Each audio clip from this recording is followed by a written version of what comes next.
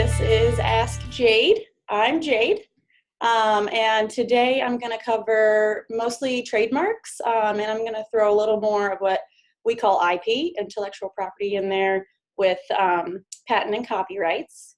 So just to get started, I'll start with trademarks.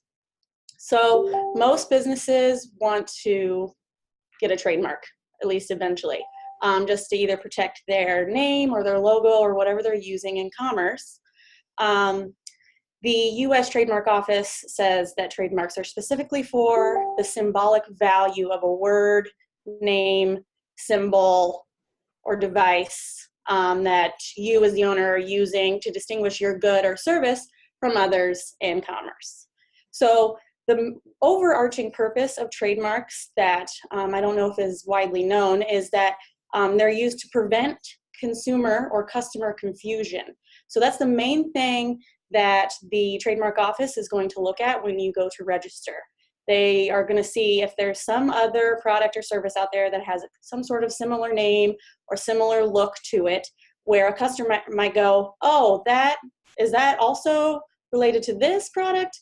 For example, one that hasn't caused confusion, but that has the same name, there's Delta Airlines, and there's also Delta Faucets. Now, this was allowed because Delta Faucets and Delta Airlines are very different.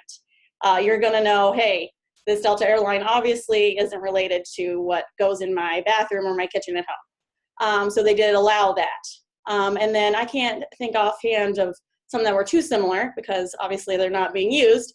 But that's just something that you want to think of when you're creating your logo and your name and what you want to use.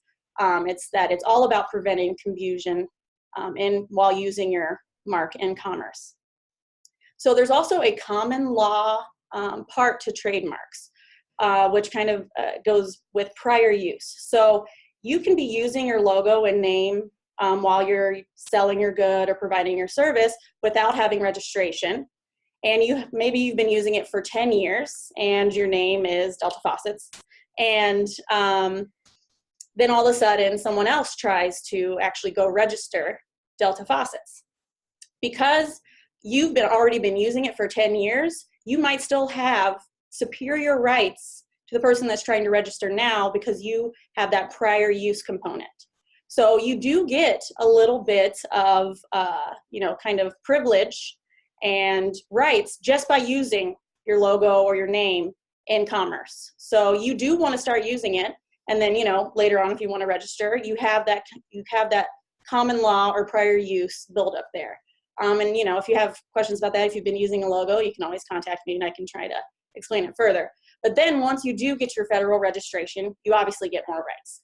With the common law before the registration, you kind of really only have rights very local, maybe just in your town or your city. With the federal registration, obviously it's nationwide. You can even go internationally, and you get to use, of course, the trademark symbol. You have the right to bring infringement suits if you find anybody else using your mark, and it makes it valid that you are the owner of this. You have the protective rights of that, and you apply online. The fee is anywhere between $225 to $400, depending on which application you use. Usually takes about 1 year to complete the process, and usually definitely want to have an attorney involved because it can get very convoluted and detailed. So that's basic trademarks. Things get very specific depending on your trademark and your product or your service. So I'll talk a little bit about patents quickly. So patents are for products specifically, and it will prevent others from using or remaking your product. And what's looked at, this is also by the Trademark Office, say U.S. Patents and Trademarks. They look at 3 things: utility, design, and usefulness. So you must have a brand new idea.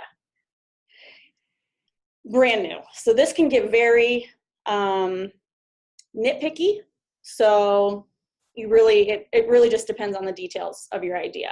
But something like an embodiment of an idea, a new formula, a new plant discovery, things like that. You can even combine 2 things that already exist, but if it's being used in a brand new way that wouldn't have just come about naturally, you could possibly patent that. and it must have some sort of useful purpose, common useful purpose. So that's generally patents. Those get a little more, like I said, nitpicky than trademarks. And then copyrights, as most people know, those are for like authorship. If you have a book that you wrote, you probably definitely want to get it copywritten so that you can, you have the exclusive right to make copies of it, to prepare sequels or revisions of that work. And this can be a book, an article, this can be music, artwork. You'll want to get a copyright on all of those types of things. And then just to throw something in there for everybody to think about when you're coming up with ideas, coming up with logos, and you're discussing those with other people, whether you trust them or not, it's always sometimes a really good idea to have a non-disclosure agreement with the person you're discussing your ideas with, to make sure that you can freely share those ideas and they are obligated and legally bound to keep that information confidential, and they cannot take it and then use it for themselves. So that's always a good idea to kind of have involved when you're coming up with something new. And I think that's about it for Ask Jade today. Please contact me if you have any questions.